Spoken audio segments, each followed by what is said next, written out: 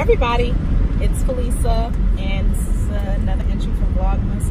And I'm also probably going to listen under my dating chronicles because I inadvertently talked up a topic when I was doing my last vlog, Ready to Love. And yeah, so this has been on my mind all day long, so I figured I'd come and have some therapy and talk about it. Anyway, so here we go. I'm not going to go into a whole bunch of detail about the Ready to Love vlog or my thoughts on it. I got pretty in depth in the last vlog, but I do want to just tease out a possible issue that I saw with one of the couples, and that is with Mike and Shay. Now, for those of you all who are unfamiliar, I will say that Ready to Love is a dating reality show. It's on OWN Network. It's African American cast.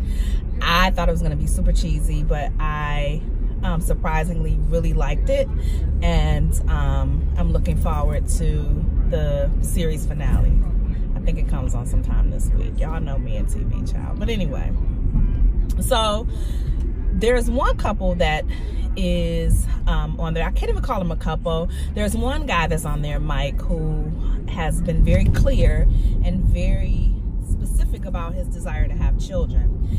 He had 2 women that by the time I started watching it, he had narrowed down his prospects to 2 women. One was in her mid-30s, I want to say, I think, and the other one is mid-40s. So he had, he really wanted to hear from both of them whether or not they wanted to have children. I think the one in her 30s said that she, definitely wanted children, I believe. The one in her 40s was kind of like,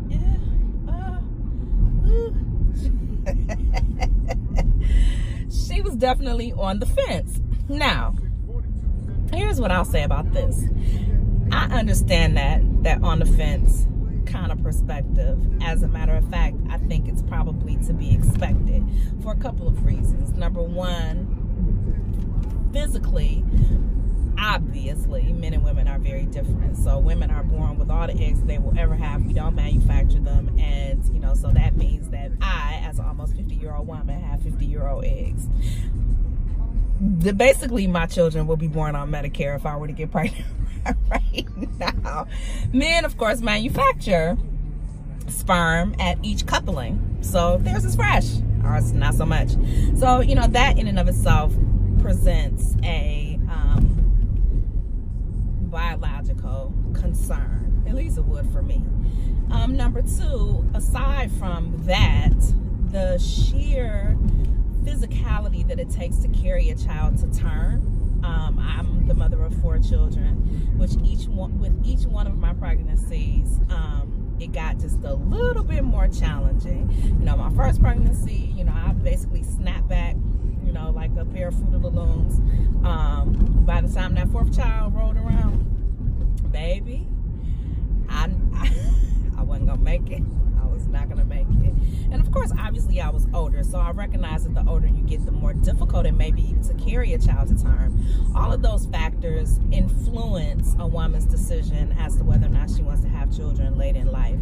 Furthermore, the earlier that you've had children and the bigger the gap in between the children that you already have and the children that you may potentially have poses an issue.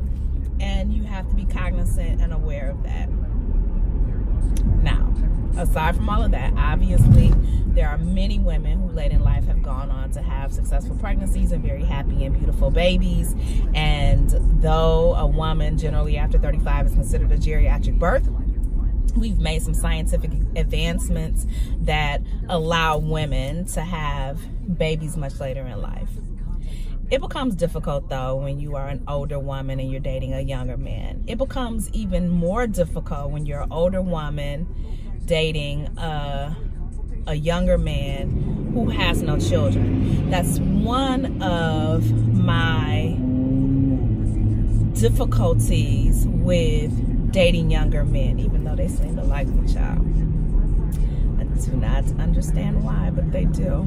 Anyway, that's a concern of mine because I think it's selfish for me to tell a man who has never had children, who still desires to have children, basically, I don't know what you do. I don't know what you're gonna do. This is not a Sarah and Abraham situation, so I'm not going to suggest that you go off and have children with other people and stay with me. I'm not interested in siring an Isaac. So I don't know what you're going to do. I think that that's cruel. And I also don't think that you should expect for people to give up that desire if it's something that they've had, especially if that's been a lifelong desire of theirs, and for whatever reason it just hasn't happened for them. And there's a long list of reasons why it may not have happened, up to and including perhaps they're just not irresponsible and out here just making people without benefit of a comprehensive relationship and a marriage to bring a child into. Shout out to them. I listened though, and it just made me sad. It really did. Like, I really hope that they can go the distance, but I know that that child thing will be a definite sticking point, and that's not something that you just give into for the sake of giving into it. Like, allowing someone to impregnate you and bringing forth a person, a whole nother set of DNA and identity and all that kind of stuff. Being a mother is the absolute greatest thing that I will ever do, and I don't take that lightly. And if I were 10 years younger, I probably would, in a heartbeat, have another child. If I found someone and I loved him, and this was his desire and he didn't have children, absolutely, why not? But the older that you get, the more difficult it becomes to kind of square that up against your heart and your head, what you feel and what you know for sure. And it becomes a difficult journey. And children should not be brought into a situation just willy-nilly and irresponsibly. I feel strongly about that. I think that there are enough babies who are, I don't want to say oops, because there aren't really any oops, but babies that were conceived in situations that weren't well thought out or weren't very well planned. And children are the ones that suffer in those situations. God bless them. So I always feel like the best thing that you can do for anyone, male or female, if you know that that is a sincere desire, number one, don't allow them to delude themselves into thinking that they can just forego that, and that desire will just go away and it'll be okay because they just love you. I think that you have to love someone enough to set them free and tell them that you just cannot do that to them, because I've seen too many situations where people have bought into that and really thought, oh, it's okay, I can just, and 3, 4, 5 years go by, that baby fever kicks in, male and female. And then the resentment comes, and then the arguments come, and sometimes people deliberately sabotage birth control and sabotage all kinds of things in order to get what they want, and that is a different situation altogether. Children should not be born as a matter of deceit either, but that's a whole nother vlog. I don't know, leave your comments below. I'm really on the fence. I'll be interested to see what happens with them in the next episode. But beyond the cameras, like, babies, man, I don't know, my heart just really breaks, and I'm sorry that I'm so old